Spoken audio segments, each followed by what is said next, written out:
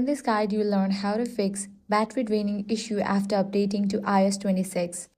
First, launch your settings, go to Battery, click on View All Battery Usage. Now check which apps have been using the most power in the last couple of days.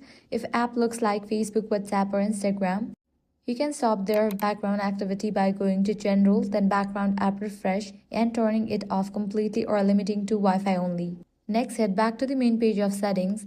Now click on the option Privacy and Security, tap on Location Services, set apps to while using the app to limit background tracking. You can also disable some system services under System Services such as Product Improvement Services and Significant Location and Routes to save even more power. Now head back to the main page of settings.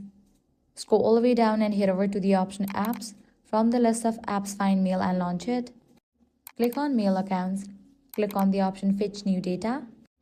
Set it to manually to prevent the Mail app from checking for new emails in the background. Also turn off unnecessary notifications, especially from social apps like Facebook and Instagram. For that, head back, navigate to the option Notifications, scroll down. For unnecessary apps, click on it and disable for the option Allow Notifications. Next, head back. Now, open the option Battery. Click on the option Charging. Turn on Optimize Battery Charging to help preserve your battery lifespan over time. You can also check your battery health under Battery Health to see if it's time for replacement. If it says service, you may need to replace your battery. Now head back. Enable Adaptive Power Mode under Power Mode and turn on Low Power Mode to automatically slow down battery drain.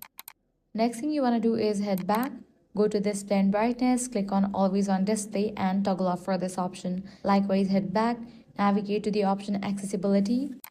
Now click on the option Display and Text Size. Head over to the option Auto Brightness. Enable for this option. Lastly, check for software update. For that, head back, go to the option General, click on Software Update.